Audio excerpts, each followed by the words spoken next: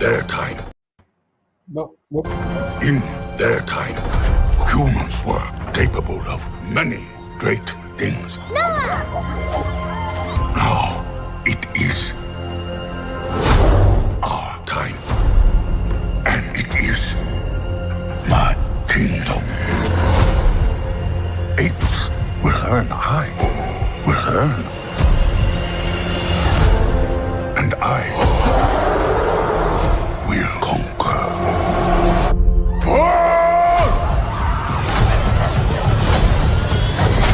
Elders did not tell us everything about this world.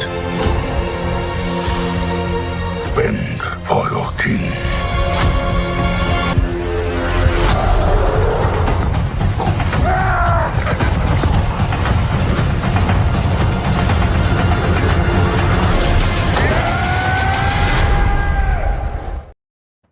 Yeah. I love it. Those are like all the good bits. Ape together strong. I mean, they got it from the trailer, so that's Strong. usually what they do.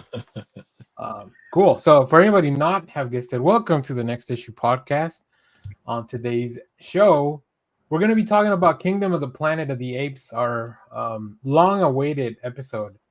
Sorry. We're planning to do this. No, it's fine. Josh with his family or whatever. It's always my fault. I take the longest to watch everything. They can take care of themselves already, Josh.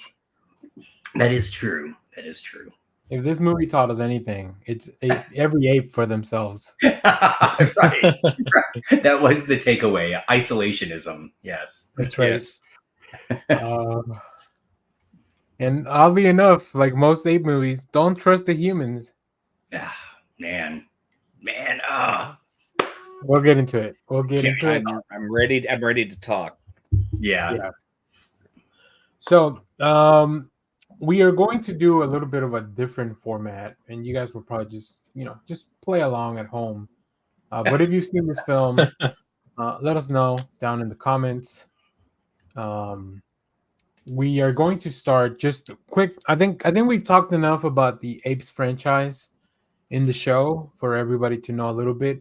Now I'm going to start with Jeff because I don't think, since Jeff is the newer person on the show, maybe he hasn't given us all his ape info, his credentials. For the Apes movie. I've seen Apes at a zoo. Great, that's a great place to see them. Yeah, I've seen Curious George, the book, but not the movie. I've seen some of the the early movies, the original movies, but it's been forever. Like I was a little kid when I watched them, and I don't know if it's like when you're a little kid watching movies, unless it's the animated Transformer movie, you're not really hooked in 100%. So I would say I'm far from like an Apes expert. Like I got the gist of it from like just picking up clips whenever they showed it on TV and stuff like that. So that's kind of my. What about the last trilogy? What about the last trilogy? Did you? No, I've seen every single one of the current run movies. Okay. And I definitely enjoy them. You know, Matt Reeves' first movie is great, and they're all really fantastic. Especially, and they're all really great science fiction movies. You know, when they launch a franchise, they tend to make it an action movie kind of thing, and these have always been very true to like we're exploring something through science fiction kind of thing. So, and your take on the Tim Burton? So that's what I'm talking about when they try to action up a franchise movie and they make it. I haven't seen the Tim Burton movie since it probably came out. Yeah, me either. I love me a good Wahlberg accent to try to mimic. And there is that weird ape sex scene. So I mean, there's some good things about it that all land straight in the kitschiness, kind of like I feel like that wins on irony points maybe I was gonna But, answer. What's weird about it? I don't understand.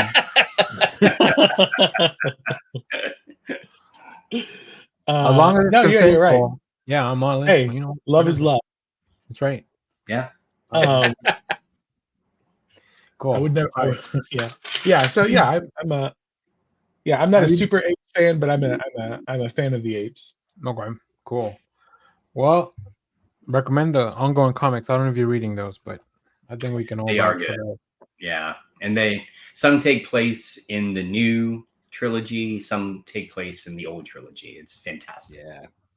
In the what do you call it when you make 10 movies? Technology. Tetralogy, yeah. Because that's what it is, right? There's like 10 movies, Right. 10 ape films for the And I am for the hyped to Franchise. previous series. Yeah. Well, what would you call Saga. the MCU then? a fuckload.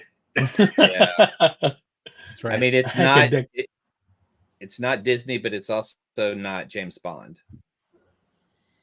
It is Disney now.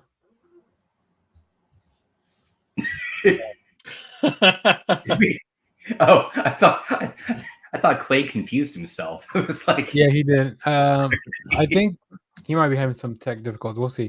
poor Josh, let's go to you while we wait on Clay.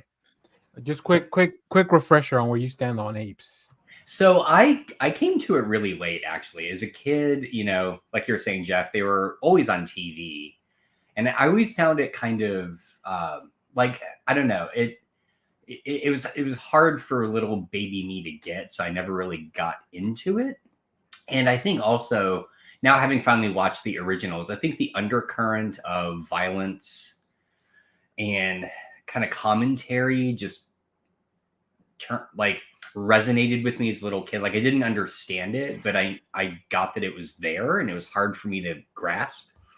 So anyway, I only came to it several years ago, actually, between like Clay, who's a big fan of the original ones and would talk about it, and then another podcast I like, one of the guys on it's a huge Apes fan, and he would talk about it as well. I finally I bought, I think one Christmas, the Blu-rays on sale of the original run, and I watched them almost every night, a new one for about 2 weeks, and just became an instant fan. Like, just fell in love with these movies, the classic ones. And then I had already been watching the new trilogy, which I felt like was a good jumping on point, because at the time it felt like a reboot. We'll get to that. So yes, I just kind of came at it sort of sideways, I guess, if you will. I did see the Burton in the theater and hated it, just with the Fire of a Thousand Suns. I hated that movie. So I think you need to revisit it. I don't think it's as bad as you remember. Okay.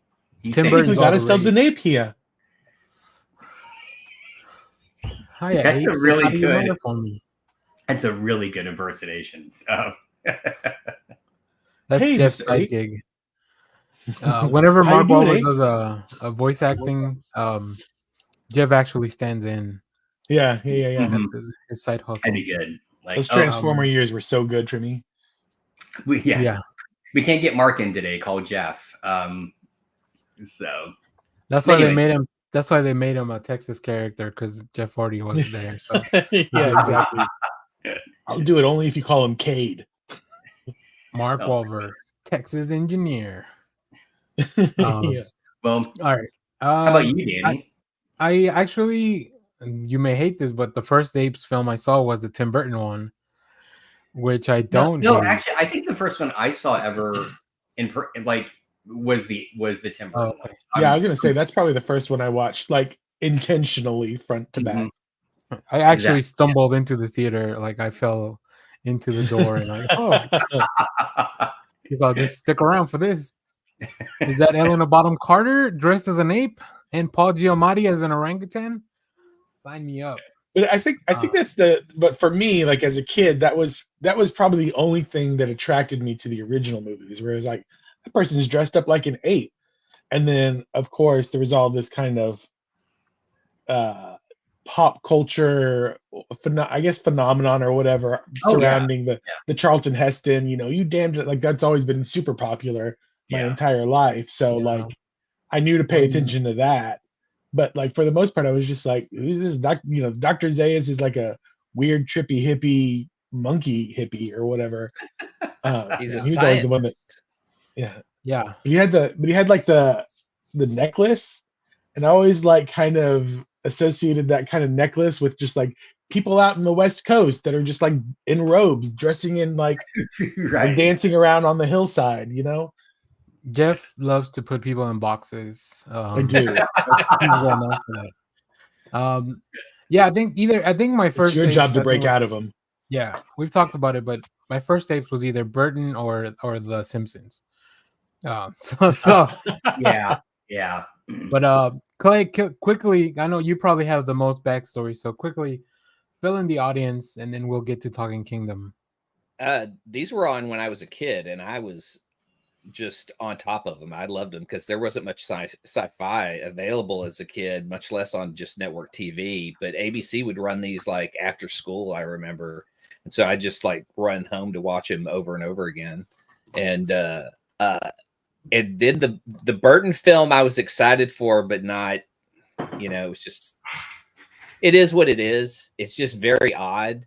But within the time frame of the apes, it's the furthest one in the future. So it's not even within the scope of the original films or these extended films, because it's like in the year 5000. So, so you could add that within the mythology if you want to and say, well, why are apes still not fully evolved like that? Like, how many times has their own society destroyed itself over and over again? Like, you could add more mythology to it by just taking some things from the Burton film. Yeah.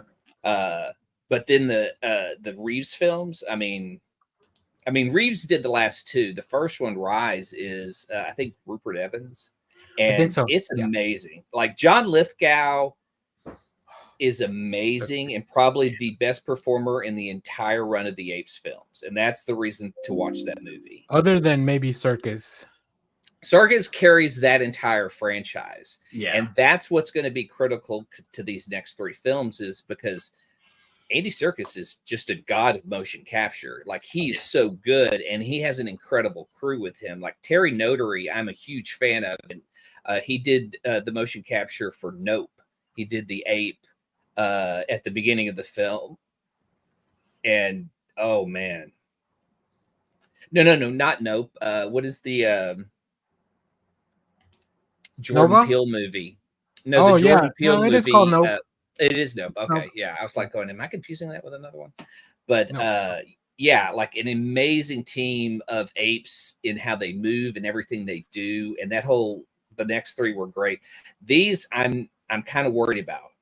I'm not sure if he's going to be able to create a trilogy from this, and I have a lot of questions about like what's what in this, because.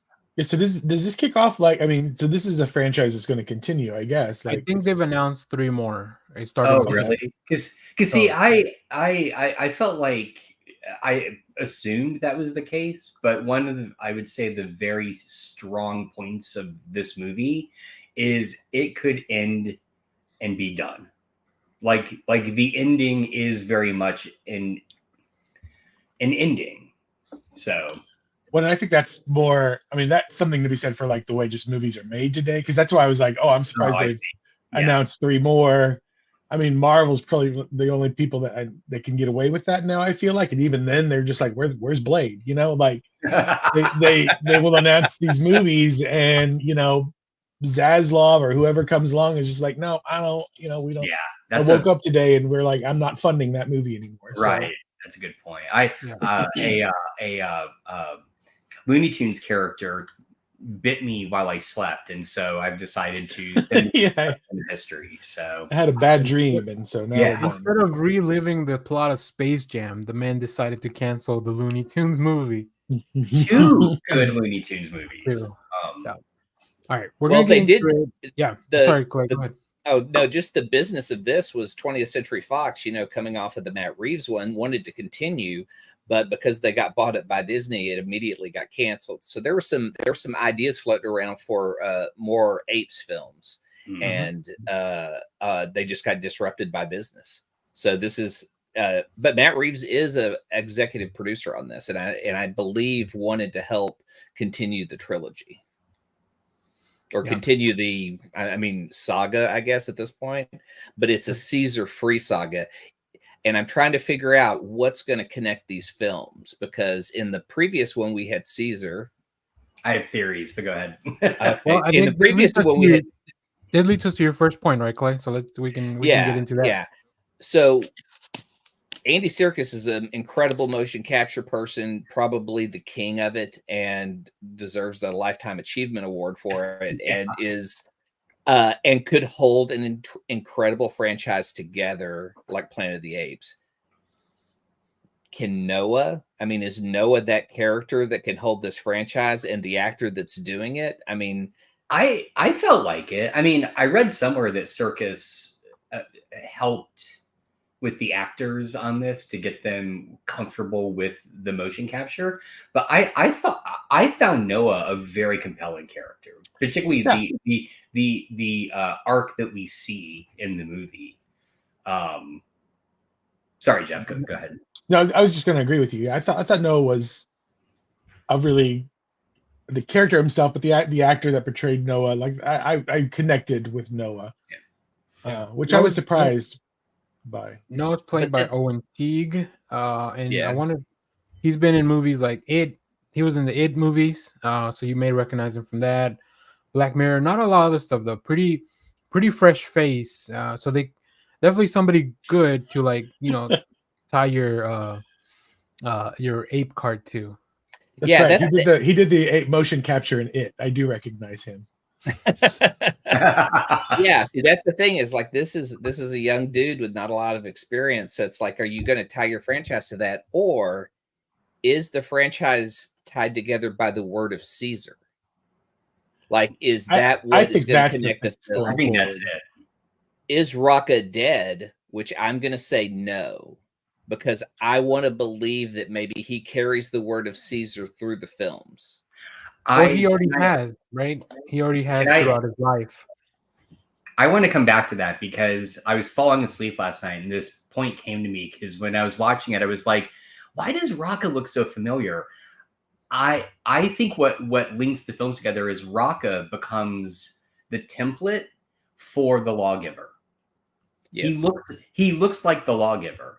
And so he does. I think he's dead, but the idea is the philosophy. He's the link between the philosophy of the original Caesar and the lawgiver and the society we see in the original film, right? Yeah. That's the link here.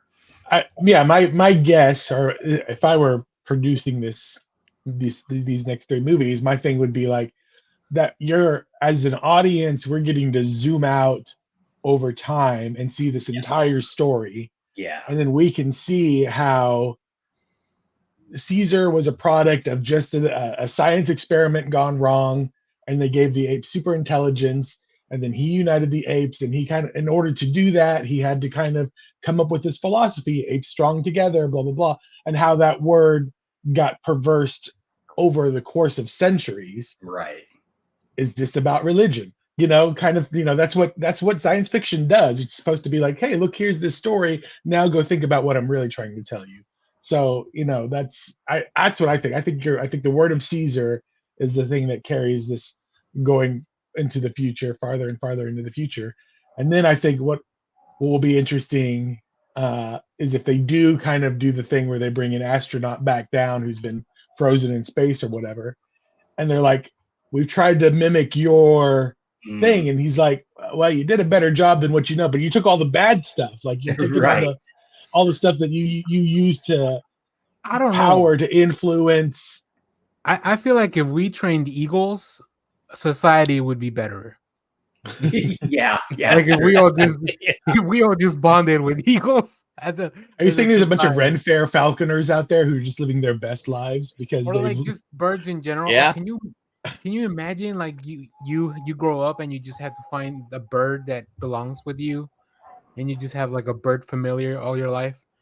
The dodo. Where's that movie? That would be cool. And and it was ultimately, that was his clan's superpower. I mean, I hate to put it as like a superpower, but that's what let them win and survive, right? Yeah. Uh, Yeah, that's Clay, what You think that's what there's like made a, them special at the end. Yeah. Yeah. I just I want to think there's like a let clan of Clay. apes with sloths like on the other side of the world, and Yeah. they're just like super slow. That'd be amazing. All right, Clay. Is anything else on that? So if not, we'll move on to. I'm sure we'll touch on other Oh, stuff, but we'll come back yeah, around. yeah, All right. that was it. I just don't feel like Noah's the strongest character, but I think the word of Caesar or Raka as the carrier of the word might be the thing that changes the ape's path, and I believe that that could be what this trilogy is about. I will say one thing I did notice this second watch around. When they skip time, they say many generations later. So I was like, well, hold on a second. How long do apes live? The longest apes live around 45 years. Oh, And I think as humans, as society, we consider a generation around 10 years, 10, 15 years maybe. like So to 20. them, it would be half that time. So it's only like it's not as long as many generations later is not as long as It's we might think because we're looking at it from our perspective, but whereas what's apes not have a different perspective. but what's not because I agree with you. I was also trying to figure it out. In reading some of the background, they establish in stuff that's not mentioned in the film that it's 300 years. Oh, they Yeah. did. Okay. But Yeah. it's Well, 300 frustrating. years from the events of Caesar, right? Yeah, From the correct. first film. Right. So like it still goes through all this lifespan. So yeah, I don't know. It's interesting that they kind of chose to leave it vague in the movie, but then they clarify I it somewhere else. I thought that too. Why not just say 300 years later? Yeah. Is it a nod to how society and timekeeping has changed, or is it just a storytelling conceit? Right. No, So nobody has a watch. Nobody's on their phone. So yeah, true. But we do have human survivors. She like is stated in the movie. The girl goes, the government went underground into these places, and the Right. places that are survivors, I'm assuming, are the generations of government kids that have grown up and have kids underground. I mean, is that who these survivors are, maybe. or are they That different survivors I mean, that that's found what these places? that's what I assumed, because the one thing they never explain is if the plague that spread made humans unable to speak, why then do we have someone like May and these other humans that are underground that can? Well, Oh, presumably it's Fallout. They sealed themselves away, I you know. I also think when the previous movie, they did mention that there were people who were immune to the Oh virus. shit, that's right. Yeah, That's right. So I Yeah. think I think May or Nova is probably one of those people that she can be out freely in the world without but being sick. But then not the that other people, right? The other people, yeah, they but could then still. that opens the question: did the humans make the conscious decision to only take those that were unaffected and silo them away, abandoning all the other humans as basically subhuman? Oof, So we're- Josh wants a small planet of the humans, Yeah. spin-off, Yeah. I a mean, cave of the because humans. in the old series, they had humans that still lived, but they became mutants, and they wore flesh Right. that made them look normal, but took it off at the end so you could see how mutated they were. I Yeah. wonder if the underground people, like she was wearing a suit when she comes to retrieve the card, Uh-huh. if she's someone who has to stay inside, and they have a group of humans they force to live outside and do errands for them yeah, Yeah. maybe. because they're immune. Why bring them Maybe. inside? Because they I mean, can carry that's it at probably any Nova, time. right? Or May. May, Like, she's yeah. That's probably kind of one what of I them. figured. Yeah, because even from the moment she first appears, she's wearing clothes, and when you get that shot with the zebras, all the other humans are wearing like loincloths and like Rags, stuff yeah. that it hides, stuff that they've made. So there is very much the impression that there are two tiers of human society. Yeah. All right, Josh, let's go to your first point because I think this kind of follows into that conversation. Yeah, so I had, pun intended, I guess, a journey with this film, because I was enjoying it, and actually immediately watching it on the screen, I was kind of bemoaning the fact that I didn't see it in the theater because it just looks stunning. I mean, just absolutely stunning. But by the time that kind of the first, I'll just say act, it's not really the act, but the introductory moment ends where Noah has to kind of go rescue his clan. Mm-hmm. Him on his horse in front of that tunnel, I was like, oh, fuck, this is Campbell's The Hero's Journey. Like, just watching, I was like, this is the template. Yeah. And really, throughout kind of the first act, he meets Raka. Raka knows more than he does about the world, provides wisdom. I was like, man, just replace Noah with Luke, and like we got ourselves a Star Wars here. So that weirdly kind of threw me off in the beginning because I was so focused on matching what was happening in the script with that template. But by the time he gets to, sorry if you guys can hear that, my wife's vacuuming. By the time he gets to the city, Caesar's, the coast. Yeah, the coast. It kind of goes off script, I felt like. And so I was like, all right, well, this is getting interesting. I don't know. Was I the only one really? No, I felt that same way, Josh. Yeah. Okay, I felt all that right, same good. way. Because I was like, oh, this is Conan.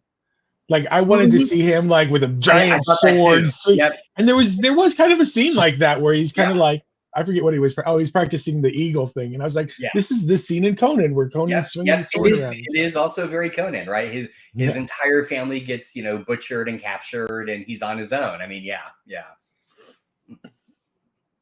Interesting. I would love to see both Noah with either a lightsaber or Conan's sword. But I wanted him to go ham at the end.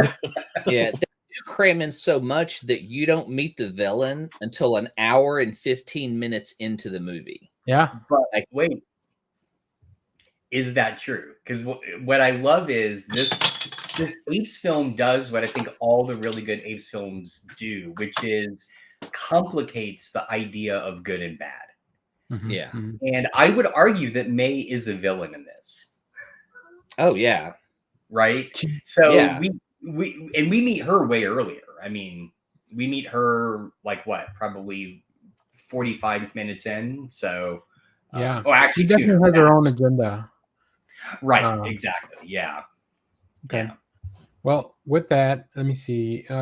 Jeff, do you want to go to one of your points? Sure. I just thought that the kind of going back to earlier when I was talking about my history with the Apes movie, how I don't have like a solid grasp.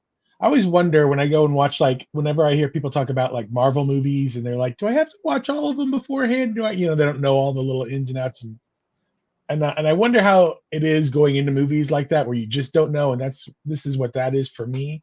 Yeah. Because I know just enough to know that, oh, Nova was a character from the old movies and that they're kind of, whatever. But I don't feel like, aside from that little voice in my head that's like that where things kind of flicker, I don't feel like I'm missing out as I'm watching any of these new movies, because it does feel like a completely its own thing. Like I don't have to worry about Charlton Heston or anything like that, or a Statue of Liberty or anything like that. Like every it's other just film telling me a good story has done callbacks. So even Tim Burton's had callbacks with all the Heston lines.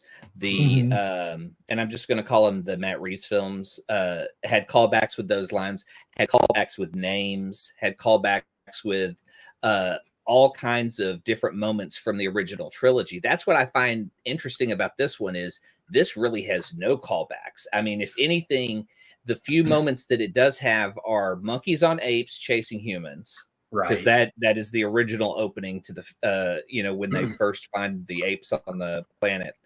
The font, I mean, there really isn't a lot of callbacks to anything in the original film. There's a really interesting one I didn't notice until I was reading.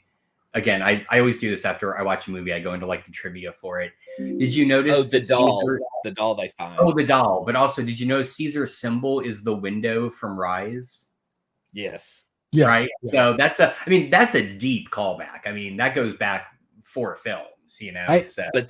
But if you look in the last 2 films, in War and in Dawn, Caesar paints those. So Yes, Caesar right. continues to Oh, paint good those point. throughout It those is films, and continuing. that's how it's carried. And I think Yeah, that that's good. I really want to believe that's going to be what this trilogy is the word of Caesar and how it's defended, mutated, and used. I think I it do, is. I agree. I do like the fact that Raka calls all the humans Nova. Like he Yeah. called Nova, but he also made a point to say like this is just the latest Nova that I've encountered. Right. They're Yeah. all I called also, Nova. yeah, and I think Which- it's interesting that they call Noah's people call them echoes because they would just ape what the apes were probably sounding like, right? They would just make the noise yeah. back. Okay, I'm glad you explained that because I was still trying to figure that one out and I couldn't. I couldn't do it. So I'm My, all right, my I think- poetic brain was like they're an echo of the Well, past of I think it's Yeah, either that's kinda what I that thought too. or they hear him in the tunnel, and then Right. but they can't go in the tunnel, right? So like they Right. just hear the Yeah. echo, so they call them echoes. Okay. It was either one of those two things. I don't know. I'm not, I didn't direct the film. Who directed the film? That's a good question. West Ball, Westball. West Ball. That's right. who I had Which- never heard of, and I want to give him Maze Runner. Is yeah. Maze See, I Runner didn't. films. Maze Runner films. I like the first Maze Runner. I just when they mentioned they were canceling the other ones, I was like, well, "There's no need for me to go into this anymore." But Yeah. he was. But they he's did an 3 Oscar though. for me. But They you know, did. Yeah. props to him. He did a fucking. I mean, to take a trilogy that, like Clay said, we associate with Matt Reeves, even though he only did 2 of them, and be able to carry it on, and I think Mhm. such a stunning and really really great way that's a Yeah. hard lift, and I think he did a great job. Well, that's a good transition. So let's critique the film a little bit. I'm gonna flip my points because I think the second one's better left for later. I think this movie was too long. Yeah, it It was. was definitely long, but I really enjoyed the first maybe 45 to an hour. It was really good. Like I was in there. Then there's just like this really soft, gooey part in the middle that I was like, okay, we could have skipped some of this probably. And then it gets like really fun again, like towards Yeah. the end, right? Like all the end stuff. So I wonder, I mean, I feel like if like we talked about, they weren't trying to set up a whole bunch of movies in the future, this movie could have just been the 2 hours, right? Because then you can skip Yeah. all the, which I like Raka and I like the stuff that he was doing, but like after a while it was like, oh, we're getting attacked by the Proximus tribe again, and we don't know who they are or whatever, or what they want.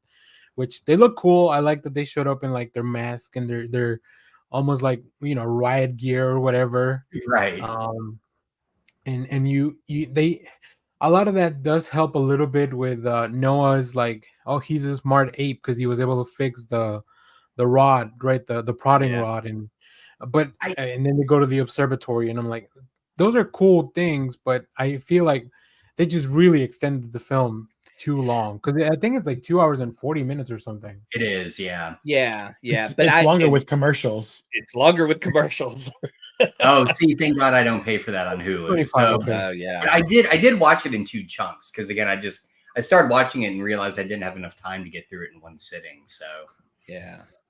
But I feel like showing his tool knowledge is very important. I think they're trying to establish where the society is of apes because they've been able to use tools and build things, not only to the point where we see the structures they live in and how they build smokehouses for fishing, but we Oh, that's see, cool. yeah. I mean, Noah even notices when things are broken and needs to fix them. So, Right. like his mind, as they call him, clever, is, I believe, advancing further than the other apes who are used to a agricultural lifestyle. Like we could see that they're not nomadic. They have places where they live. They hunt. But what's fascinating is they don't just go fishing, but they're using hawks as tools to fish. Mhm. right. And it also creates a society and those societal bonds, as we saw, because the kids learn of this and they're like, oh, one day we'll get to go climb, we'll get our own hawks. And it becomes part of their culture. And as soon as they become part of Proximus's family, all that's stripped away. Yeah. All that's stripped away. Proximus just collecting apes as tools to open that Yeah. door. Well, And again, it's fascinating to see the society without him, with what Proxima can absorb a society, erase everything that makes it whole. And even though that's partly what kills him in the end, but how fast would that ape society rise unchecked by outside forces like that? I think that we're going to see advancement of ape civilization through these films, and I'm excited for that.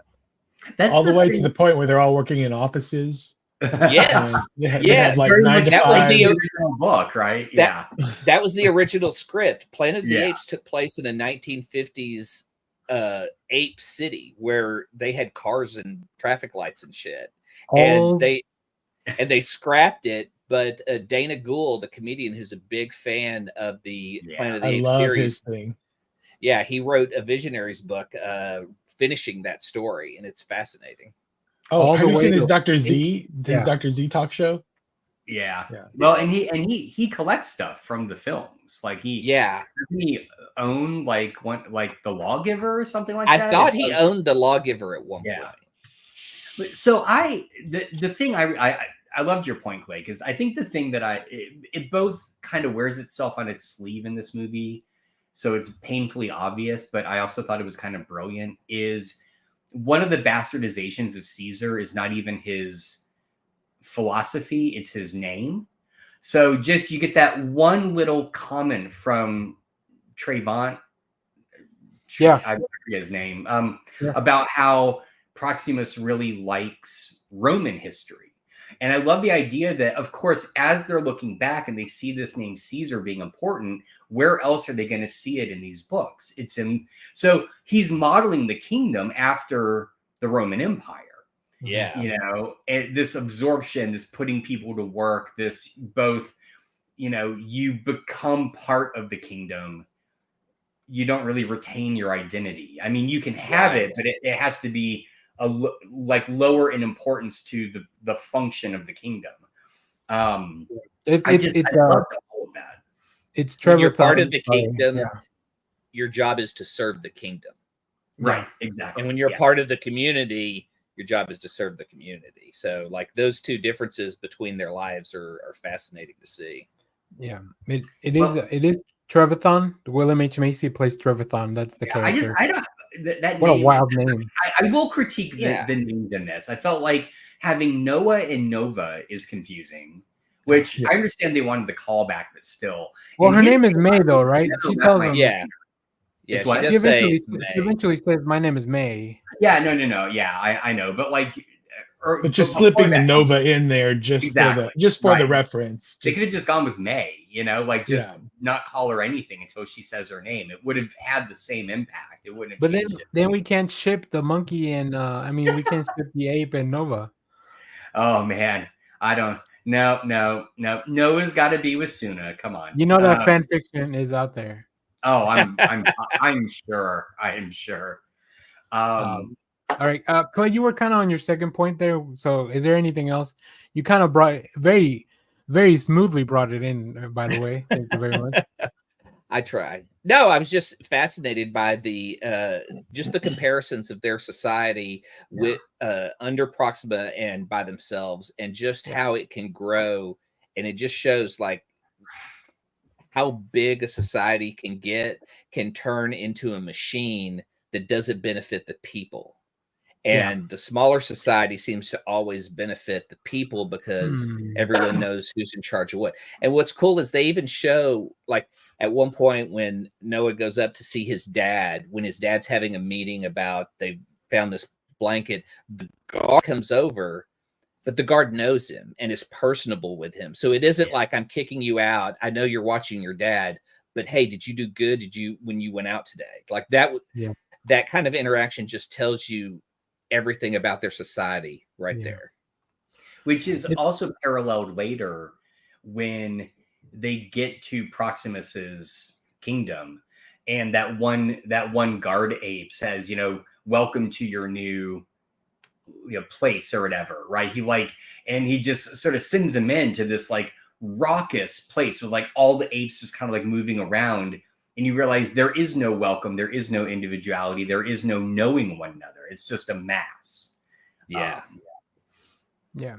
All right, Josh. Let's go on to your next thing. Yeah, I slightly changed mine at the last minute because I feel like this is a better point since we're talking about the film itself. I think one of the things I really want to credit this movie for doing that, quite honestly, is one of the few criticisms of the Reeves movies I would give, which is the Reeves movies are just dark, like literally visually dark. There is very little Yeah. to kind of like to see, to grab onto, to feel like this is and partly, I mean, that's intentional, right? The tone is this is a world in flux in those movies.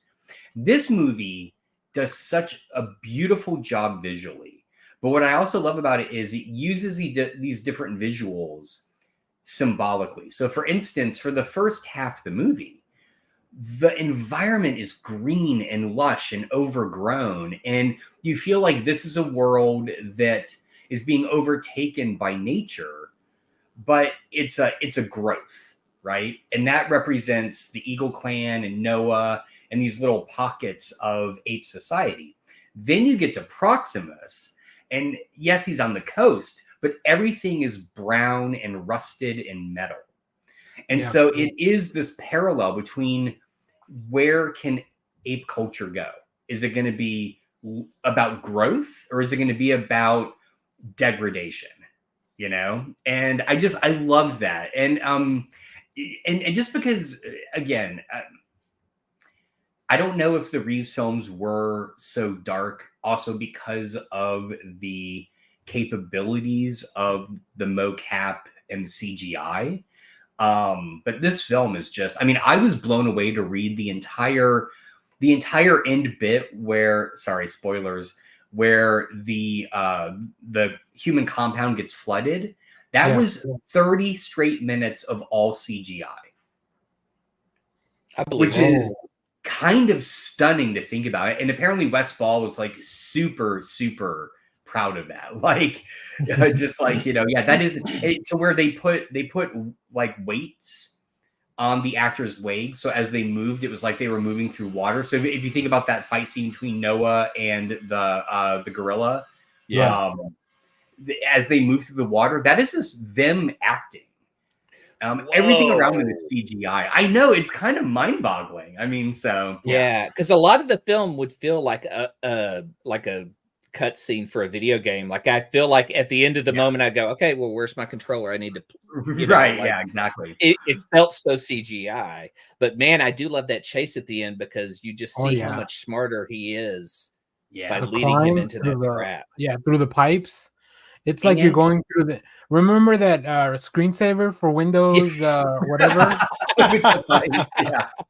Well, but also I love how, again, I love the parallelism throughout the movie. So, for instance, May has to kill a human, right? Yeah. And you get her reaction. Noah has to kill an ape, and you get his reaction. And I love the way they set that up. Again, a lot of the film I feel is very in your face about these things, but it does it so well enough. I'm not offended by it, you know? So nice. All right. Jeff, I'm gonna shuffle this around because I think your last point's better to kind of close out some of the conversation. Yeah. So speaking of that, I wanted to talk about, to me, the performances here are so good, and just the visuals of the apes. These may be like the best apes we've seen on screen. Maybe I just think as a group, I think Andy Serkis he did some fantastic work. But like I love all the visuals, and if you see a lot of the behind the scenes, like Josh was talking about, the actors were doing a lot of that motion capture. They had like those sticks in their hands so they could kind of walk and like apes. I think Kevin Durant, who is Proximus, like so his good. voice performance, Yeah, and it's just everything's really good. I think him and Noah are probably the standouts. Although Raka as well. Like, why do orangutans always kind of steal the show in these movies? And I don't know why. His emotions in his face are the best of the entire run. Like, that's why I believe Raka is the strength of this franchise. It's going to be the Word of Caesar carried by Rocca. And you guys know who Rocca also plays, the actor? He's Peter Macon, but tell us, Clay. He's Bortus on the Orville.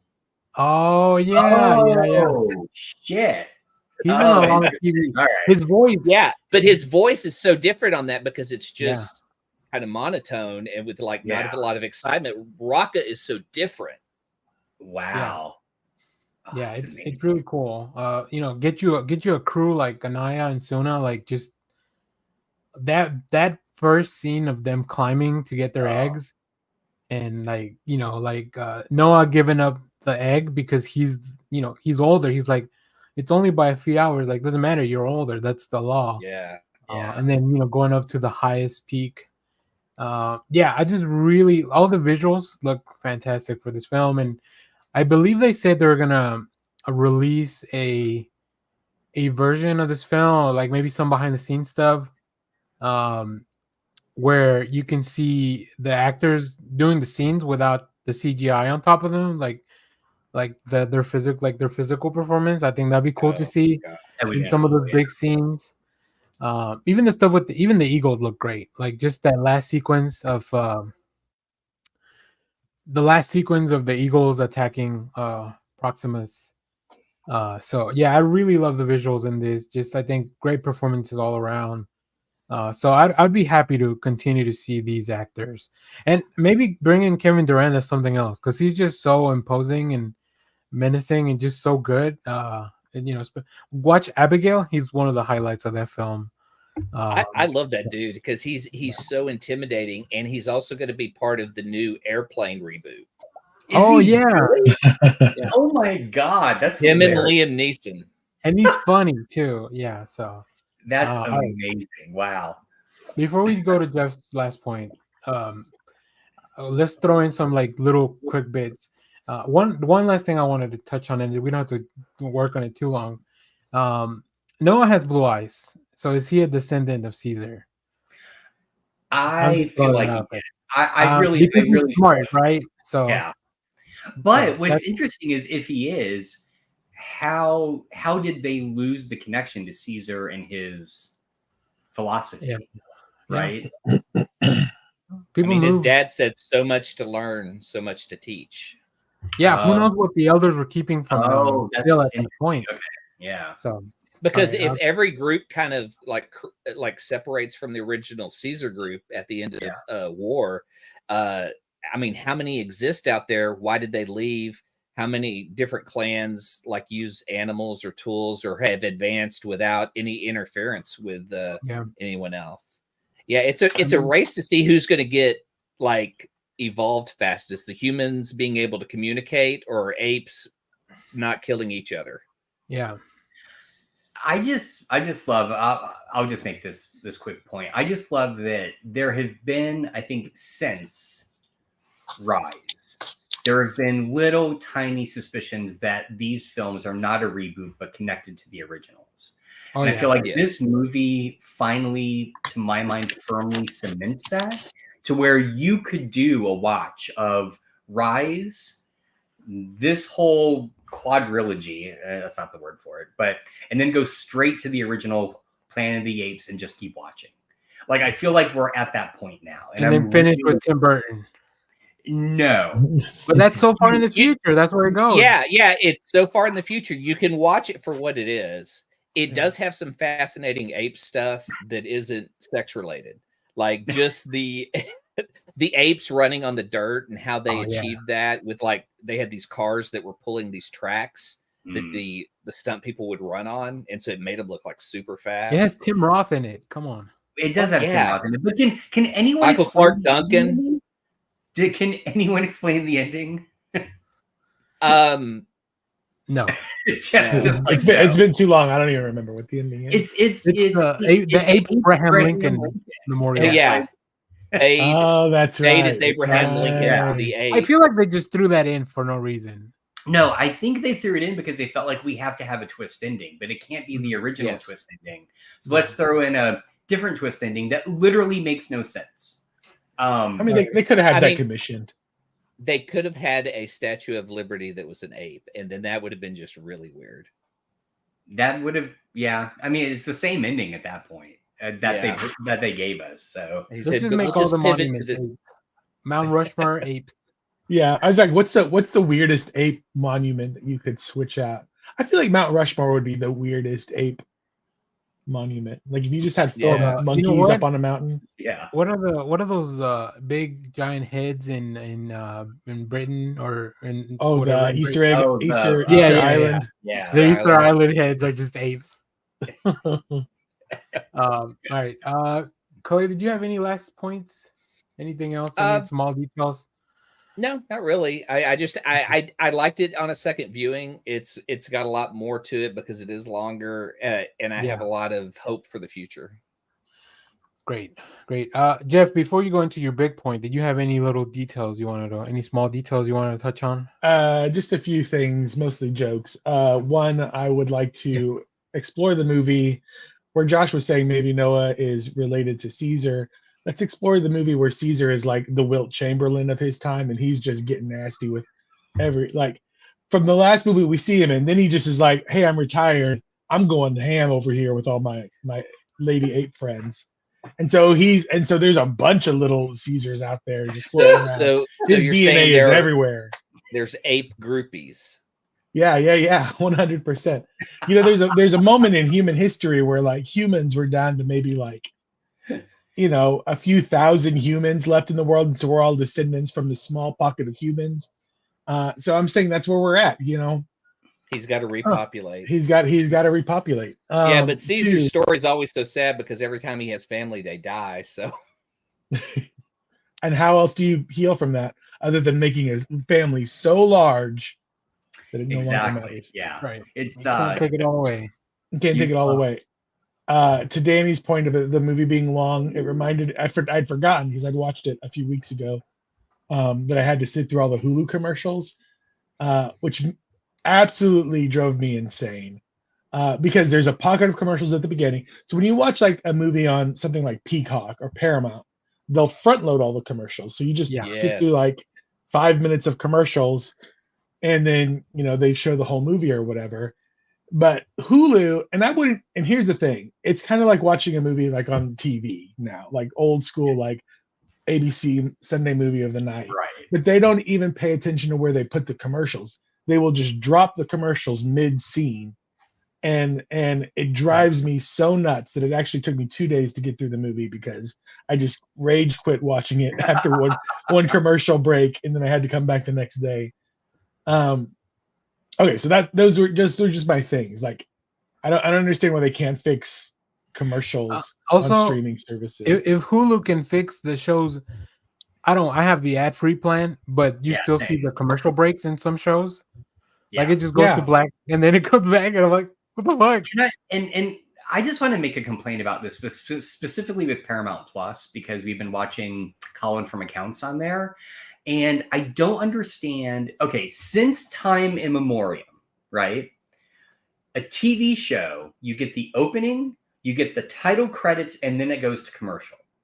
Paramount Plus does opening, radically shifts to commercial, comes back, and suddenly you watch the title screen. And every time I lose my fucking mind because I'm like, just like, I get the commercial is going to be in there. Put it after the title screen. Why do we come back from commercials and suddenly we get the opening? This makes no sense. Yeah. So anyway, it is the worst. Like they need to hire somebody. Like just a little bit of thought. Just pretend that you're trying to service your customers. Just pretend. This is why AI is never going to become sentient. It should recognize this. All right. Where do you guys want to see the franchise going forward? I want to see them. Well, I have two questions. So where do you want to see the franchise going forward? I want to see them inventing capitalism and ruining their lives. Also, like we only get to see, unless I've missed something, the virus made people dumb, apes smart. Did it do anything to anything else? Like, killed cats and dogs. Killed cats and dogs. Oh, that's right, it did. Yeah. Did it really? It made everyone forget zebras. Yeah, that's the one after Rise, right? Where they talk about the cats and dogs. or does it show up in Rise? I think it's in the first one because I think the it is. dog, Yeah, I think the you're dog right. dies or something. Yeah. Yeah. Wow. What a I mean, crazy- I remember it is mentioned in Conquest because they go through and explain like, hey, the virus came out. This is what happened. This is what happened. Dogs died first. And so there's like a statue dedicated to man's best friend in that film. I believe it's Conquest that talks Yeah. about that. I don't James- know if they say it in the new one. Oh, that's James okay. Franco really fucked it up for everyone. I wanted to see James Franco just show up and he goes, I've been immune this whole time. I'm 400 years old. Where's Caesar? And then he just dies in a cryo chamber like he did on Covenant. I don't know. I'm honestly kind of torn. I didn't realize they had already announced 3 more films after this one. I was kind of happy with this being a one and done. I'm kind of concerned about where it's going to go because that means it's going to inevitably lead to some sort of war between the apes and these compound humans. I'll just call them. But they both have been looking into space and they hint at something is in space. Yeah. And there's always been the idea of because they do say that there are astronauts that take off in the Matt Reeves trilogy. Oh, interesting. Yeah. Okay. Yeah, so they I totally forgot that. Yeah. Timothy Chalamet as the astronaut. Oh no. Let's go. Yeah, I know, Glenn. I had the same exact reaction. And then suddenly this becomes a team up with Dune. I'm good with that too. So I don't know. I'm kind of concerned about like I liked the way this one ended, and I was just kind of fine with it being done, honestly. And I mean, how many times are we just going to see nature has taken over this part of the world, which it's always California, and apes are fighting against humans because humans are bad. You know, I mean, it's always the kind of the same thing. Right. I would love to see, like, that's what's fascinating in the original trilogy is they just at the second film they just blow the whole thing up. I really thought that's where this was going to go. Yeah, and so I'm hoping for that kind of ending. When they get the card and stuff, I was like, oh fuck, they have a nuke, like, and they're all in bomb shelters. Like that's really where I thought this was going to go. Do you think there's like an interesting Apes movie that takes place in like Kansas City? Like that's what I was gonna say. Like who's gonna settle in the middle of a cornfield? Yeah, exactly. Yeah. Exactly. I mean, there's got to be a zoo somewhere in Midwest America that has now had developed smart apes. But you also have the idea that like the gas treated just the apes at this facility at the beginning, and then kind of went out to that. But how far does that extend? How far is America? Yeah, I was gonna say if humans are dead, like the virus had to have gone all around. They showed the map at the end of the first film, like, with the virus spreading. Right. With like, I mean, listen. Well, we know how quickly a virus can spread. Is the virus the same thing that the apes use to get smart, or is it something derivative? It is. No, I think it is. I think it I evolves. think so too. And then, of course, at the end, when they make contact with the other compound, they're in Indiana. So yeah.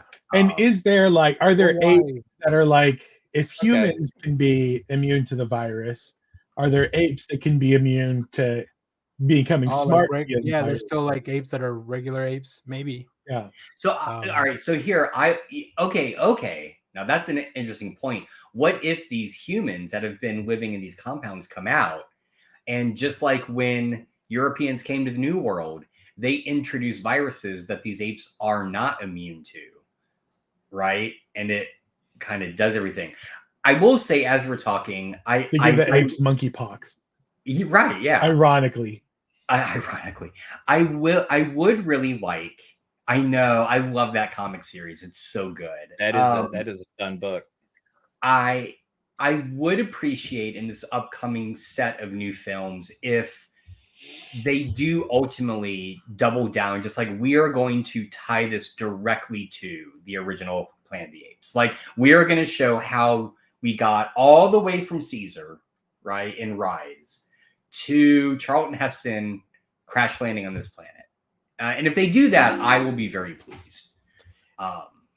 Do you want me to explain the timeline? Because that's how you can put it all together. I know. Yeah, I've heard of the timeline, but yeah. What I want is with the idea of humanity left for a space colony, and now that they have the communications back up, they can reach them back out and say like, Earth is safe again. You can come back, and then you have like this like Elysium type of colony coming back to reclaim Earth from the apes, and then we get like, Planet of the Apes World War II or something. I don't know. Oh wow, jeez. The apes have to evolve for the story to evolve because it can't just constantly take place like in the woods. Like, Right? Where are we going to go with this? How are they going to do the original third film set in the 1970s? That's an idea because I was going. If they do a time travel, what will it be? And that's I mean, imagine like apes in our time period, like on Twitter and Reddit, and just having PR people hired to promote them, just kind of weird shit like that. But they're all like zoot suit apes. Like that's just, we jump straight into, but it's not like the 20s zoot suit. It's like that weird, like 2 years in the 90s when people were wearing zoot suit. Yes. I want apes and fedoras. Yeah. Oh, shit. With like the feather, because they have the eagles. They just need to pull one feather from the. Isn't the fourth of the original films? Isn't it set like in the 1990s or the early 2000s? Grunge apes? You get grunge apes? Grunge apes. All the flannel. Okay, so could you imagine that an ape with like a little Kurt Cobain like blonde wig? Yeah, wearing flannel. Conquest takes place in 1991. And that's where they explain, like in 83, a pandemic sweeps across Earth. It kills all cats and dogs. And in 1991, the government is now divided into a group of police states with apes as labor. Oh, great. Right. Okay. Yeah. And so Milo from the previous movie, who was the baby that survived that film, he's been renamed as Caesar here. So that's where we get the Caesar callback in the other film. Yeah. Okay. All right. I was trying to remember. Let's close this out with our what's you guys' letterbox rating on this? So out of 5 stars, what are we gonna rate this? I think I gave it 4, but I kind of vacillate between 4 and 4.5. Okay. I think it's a 4-star film. Yeah. Jeff? Yeah, I'd give it 4. Okay. Yeah, I think I'll settle at 4 too. I think 4 is a good place. I have to go back and check what I originally gave it, but I did rewatch it for this. So cool. There you go. Yeah, this might be a good format for more. We're definitely doing this when Alien Romulus is out on like streaming. So I can't wait to rewatch that film. I'll have 2 questions. First, why? Second, how dare you? It is the way the cookie crumbles. So I have heard very good things about Alien Romulus, like that it is the first good alien film since Aliens. Since E.T. Yeah, it's E.T. E.T. is an alien film. Leonard Kim gave it 3 stars. Why so harsh on the apes, Leonard? Yeah, that feels low. Yeah. Cool. I mean that. Cool. All right. Well, let's move on because I was looking at did this movie take up you guys' whole week? Because nobody has a lot of stuff that we watched, but we'll get into it. I've been dealing with that house leak, so I just didn't. I'm still going through my massive fucking pile of comics from the last 3 weeks, so I didn't pick up my comics this week. Well, before we get into comics, let's just chat real quick about some movies and TV shows. I can start real quick. So last Sunday. And you probably saw me drop a review for it on the channel. But I rewatched Gone in 60 Seconds. And I decided that I just love that movie. And I'll watch it whenever it's on TV. I watched that on... What did I watch that on? Peacock, I think? Or Hulu? I don't remember. It's on one of the services that I have. So, but yeah. If you haven't seen Gone in 60 Seconds in a while, I recommend it. It's a lot of fun. I miss cable and just flipping to TNT and it always being on. It's always on. Well, now it's a lot of the Marvel films, but before it was like all those cool movies from the early aughts. You mean all those movies from the early aughts? Yeah, pretty much everything. But now it's either it's usually like a Marvel film, a Fast and Furious film, or a Star Wars film. So that's what's on the rotation. Unless it's Comedy Central, then you have like the same 5 Adam Sandler comedies playing all day. Yeah. And the other thing I watched, we need to do an episode on like if you were given your own cable network, what would you put on it? Did you guys hear me? Man. Yeah, it's profitable. Yeah. It'll get people will still. Can you imagine putting commercials in the middle of that? Oh yeah. All right. I also and they're all the Charmin Bear like commercials. Yeah. I was gonna say they have to be erectile dysfunction commercials. I would just Anyways, crazy. I also watched I think there's 2 episode premiere of The English Teacher. I watched those. Yeah. It's did you see both? Funny. Yeah, I did.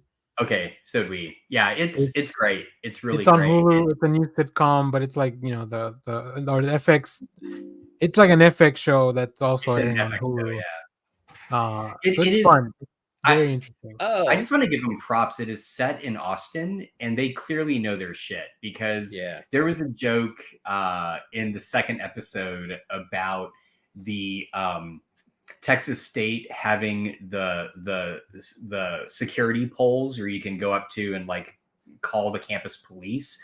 And my daughter and I were there touring campus this summer, and we both just cracked up. We're like, "Oh my god, that's real!" Like we saw those. They did talk about that at the in the tour. So anyway, it's a really good show. I really like it. Yeah, it's pretty funny. It feels authentic. I don't know what teens are like these days, I guess, but Josh might have a better picture since he has one at home. It feels. I mean, I'm not around teens as much. I still get them from time to time. How often do you get canceled by your kids' friends? Thankfully, not at all yet. Okay, but great. I am increasingly worried when they hold up their phone during class, and I'm like, "Are you filming me?"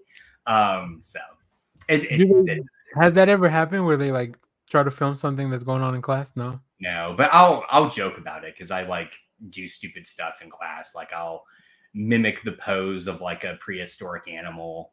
And I'm like, you guys aren't filming me right now, are you? So, but remind me to send you a poster with a QR link to our YouTube channel.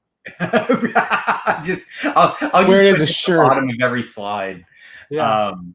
But no, it's really good. I would say one thing I felt like the trailer for it didn't properly express that I was kind of surprised by more in the first episode is if you watch a trailer for it, it feels very like the way the characters interact is very intentional.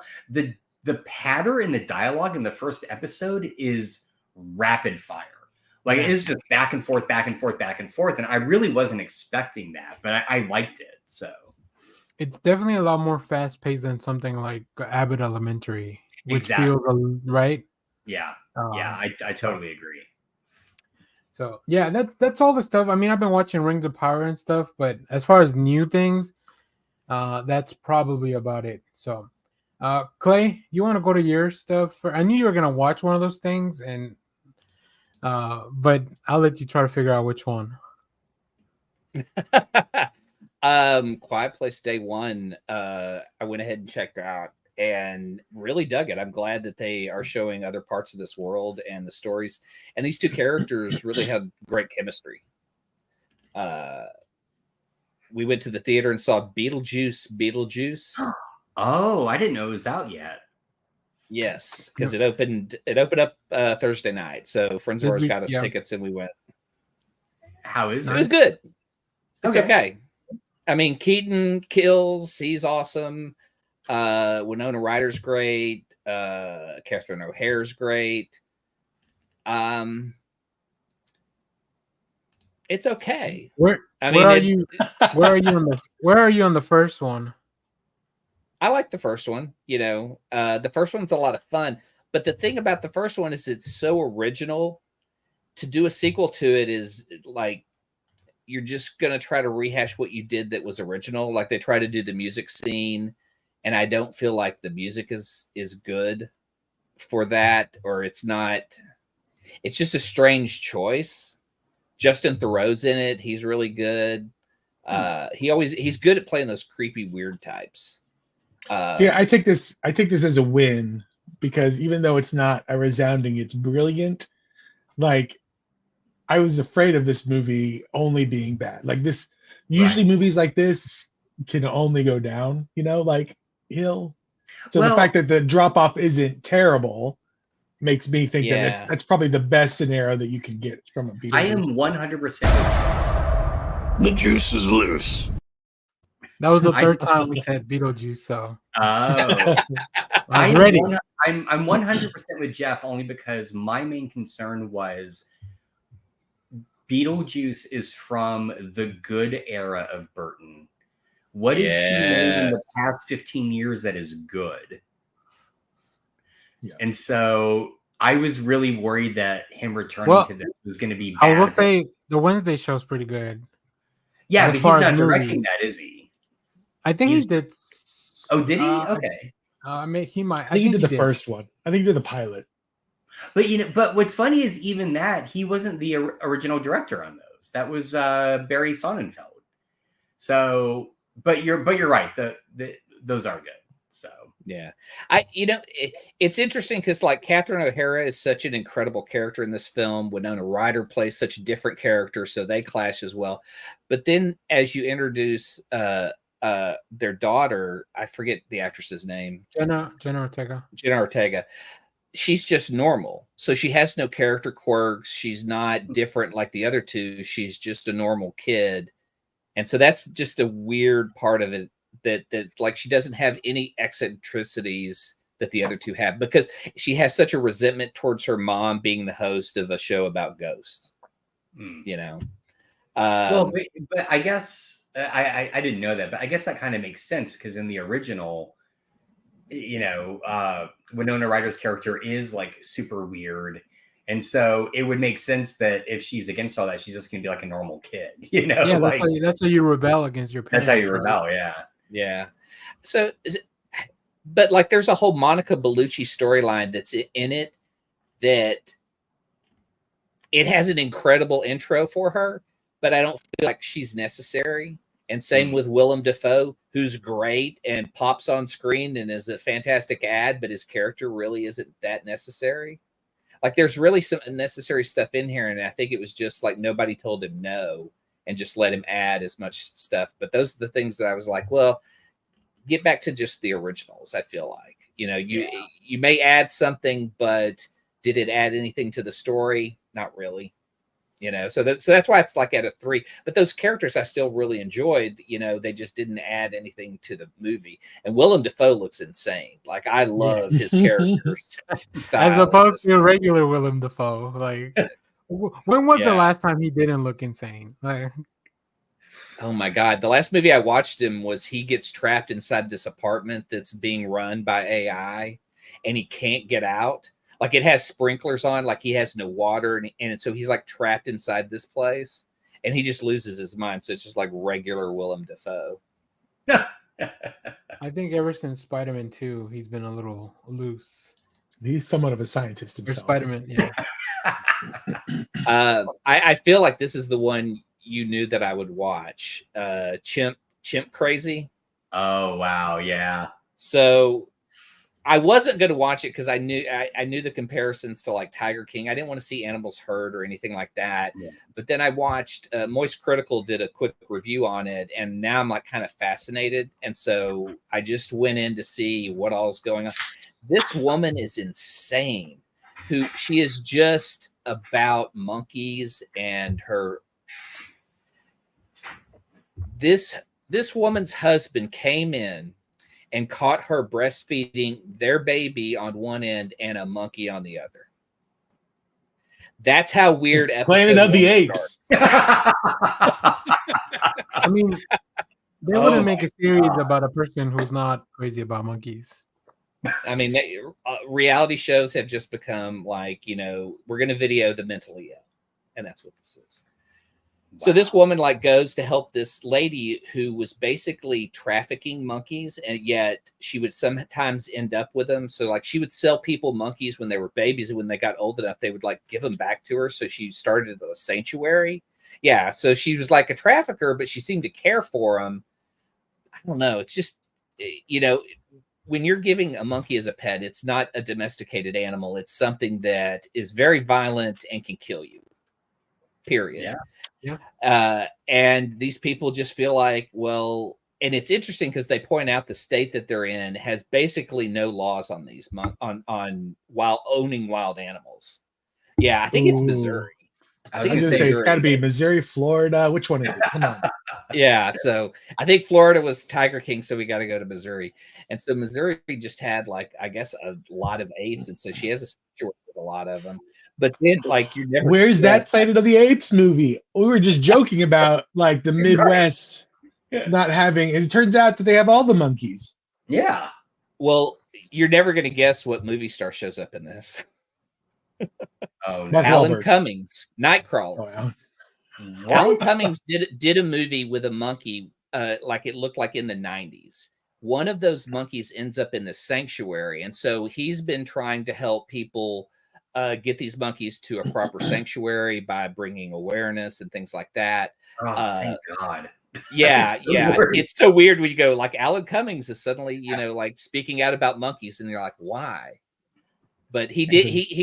He talks about like working with a monkey and connecting with it, and so it was one of the monkeys that's in this sanctuary, and the cages are so small, and you're just looking at them really frustrated. So it's really it's tough to watch because you realize the reason they're all wound up is they can't expel their energy, like they don't have much room to move around in, and even in the open areas, we don't see the monkeys go there. I'm probably going to watch more of it because I'm a glutton for punishment. I just am curious to see where this goes. But I think one thing that we've been binging slowly, I didn't put on the list, has been Sunny. That's on the Apple TV service. A friend of us added us to their family, and it's Rashida Jones in a murder mystery with a robot. Oh, I heard about this. This is pretty good. I'm enjoying it because it's just a weird, different vibe altogether.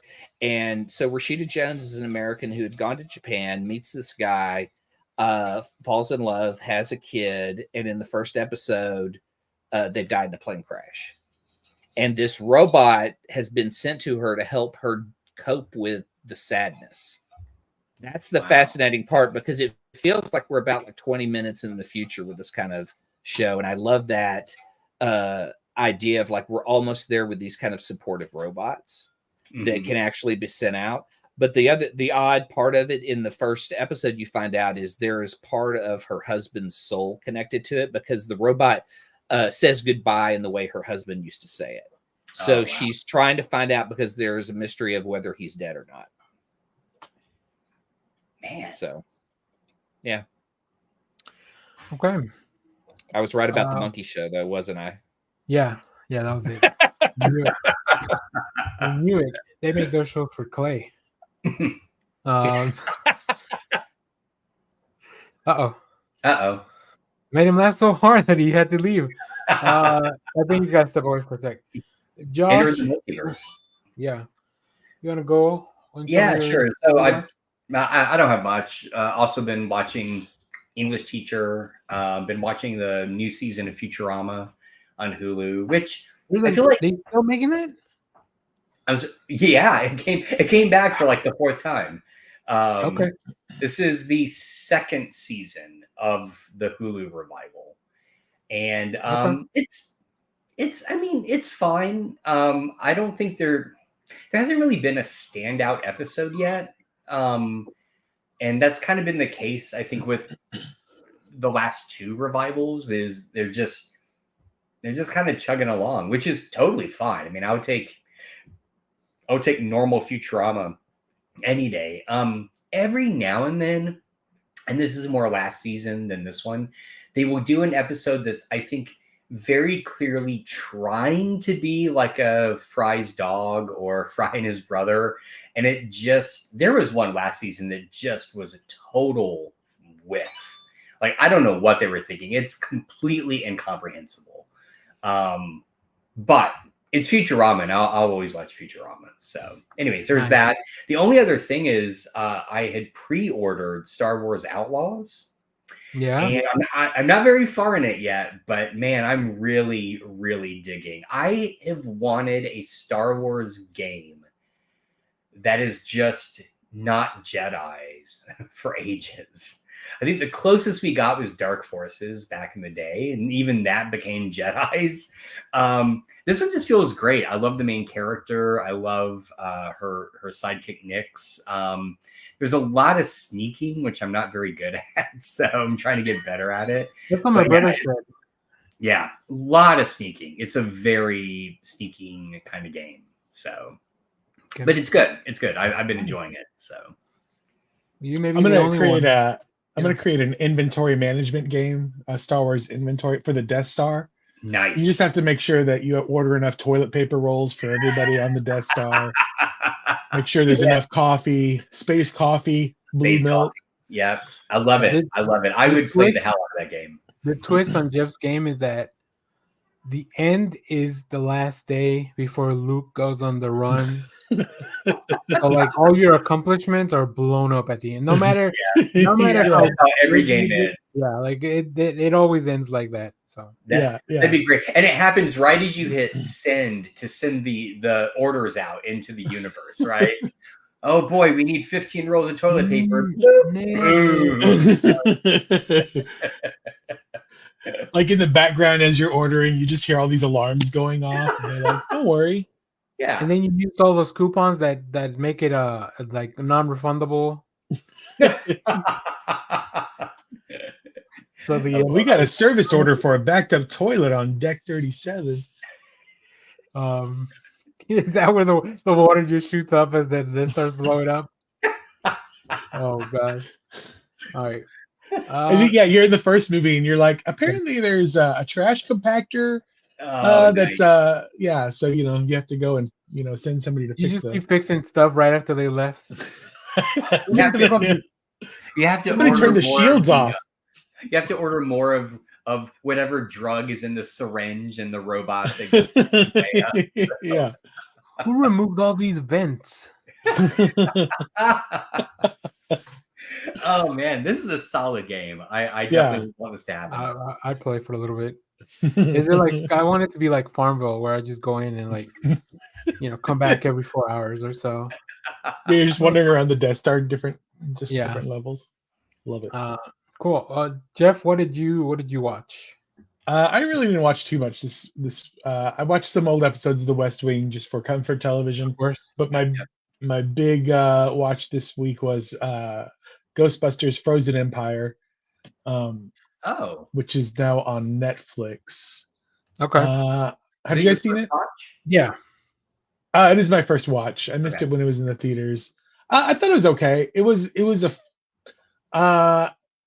okay. It is probably my least favorite of the Ghostbusters movies. I think the order in which they come out is probably how I enjoyed them. So the first Ghostbusters, second Ghostbusters are my two favorite, followed by the 2016 reboot with the Lady Ghostbusters, and then these last two. Okay. I could probably swap the two middle ones. I feel like Ghostbusters 2 is relying heavily on nostalgia for me, which is why it wins the second spot.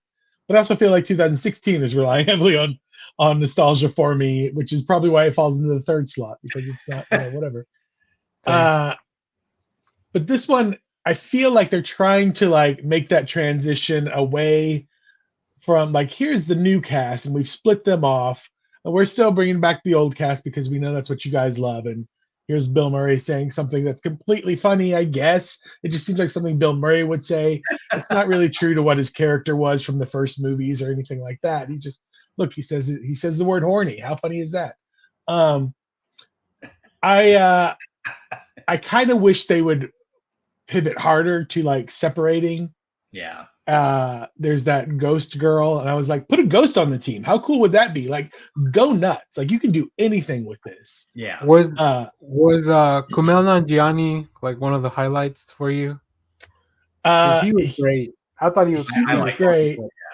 But yeah, so they're playing around. So you can see them playing around with like different things. You have like a legacy character with McKenna Grace playing Spangler's granddaughter, and she's the smart one or whatever.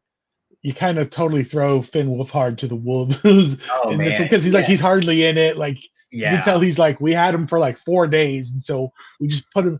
The same for the, like, they try to bring as many people back, but I'm just like, I don't understand. It's movies. It's fun, really but it's a hot mess. How they brought podcast back. He's doing an internship with Dan Aykroyd. I know. I didn't even realize that was podcast until like late in the movie. I was like, wait, that's podcast? So. And it's also like they're all like from Oklahoma, and they're all in New York, but they all have like podcast was like, oh, I lied to my mom and told her I'm at space camp. And I'm just like, they're like little things where I'm just like, come up with better ideas. Like, just say, you know. Dan Aykroyd just stopped acting, and he's now just being Dan Aykroyd. Yes, but to a certain degree, Ghostbusters originated as pretty much Dan Aykroyd's family. So, you know, I can feel where they're, again, like this just seems like an adventure story. Like, the Ghostbusters have to stop an evil, you know, that's kind of what they all are. But this feels a bit more like we're trying to separate, like maybe the next film, if there is another one, they could really kind of separate themselves out from being, you know, and it's more like the other Ghostbusters that also had an ape in it. Once Stranger Things is done, and Finn Wolfhard can act in in other things. So I agree with everything that you said, Jeff. I feel like for me, reading that the director of that really wanted it to feel like the real Ghostbusters cartoon. And to me, it does. And so that made everything kind of okay. I was like, all right, cool. This is like a real Ghostbusters episode, and I'm here for it. So I feel like if they can keep that sensibility up, then I'm on board. But I watch Carrie Coon on anything. So hard agree. Agree. Probably shouldn't say hard so much. Come on, Josh. This is a family show. Family adjacent show. I don't know what you're thinking of. I just meant fervent. Easy. You want to keep going with comics, Jeff? Yeah, I'll keep going. Let's see. What did I read this week? I'll show you some stuff that I haven't. So let me show you some. I haven't read Boy Wonder yet, but I have it. Nor have I read this. This is the final issue of Penguin. Oh, I'm ready to catch up on that. Series. So it's done now, so you can play catch up. I have yet to read Cruel Universe. I have yet to read Uncanny Valley. I did pick up the reprint of the first issue of Transformers, because look at that. That's a great cover. It is really, yet read Blood Brothers Mother second issue. Pick that up. I didn't. The first issue is great. I love the first issue. That is the greatest title. Blood Brothers, brother. What I did read was this newest issue of Batman. Batman 152. Pretty good issue. There's a backup Birds of Prey story by Kelly Thompson. Oh. And who's the artist? Does it say? DeLuise? I don't know. But the artwork, it is beautiful. I love Kelly Thompson writing anything. And she tweeted this picture of Barda. Nice. Kelly Thompson did the other day. I was like, you're never going to see a better picture of Barda than that. And that is a great image. It's the artist from The Call. Really? Kelly Thompson on The Call. Matthias DeLuise. Yeah, really cool. Oh, it is. That's great art. Yeah. Yep. Here's Barda jumping out of the. Look at that. Wow. The funniest part about this story is, if you've been following along in Absolute Power, all the superheroes have had their powers stolen from them. Yeah. Via Amanda Waller, and Barda shows up and she jumps out of a helicopter, and all the birds are standing. They're all hiding out on Themyscira Island. So Barda shows up. She's in a helicopter. She jumps down, and all the birds are standing on the shore, and they're like she realizes she doesn't have her powers, right? She's gonna break her legs because she's not used to jumping out of a helicopter. And then they take like little bets on whether she breaks her legs or not. She does not, but it's Kelly Thompson writing is just so funny. That's amazing. Here we go. The most recent issue of Absolute Power. I think we get our first hints of All Out, the Doomsday stuff in this issue. So wait, I think it's in the Batman. That was in Batman. This is Batman one. Does this make Batman the most powerful hero now? Because he has no superpowers other than, or did she steal his fortune? He lost his own fortune. Yeah, I'm trying to show you guys. Chromium. Oh yeah. Is that a Mazo? That is, it's an Amazo. So like there's 7 Amazo droids that are stealing power. 4 or 3? I have 3 here. 3. This is 4. God damn. 4 came out this week. All right.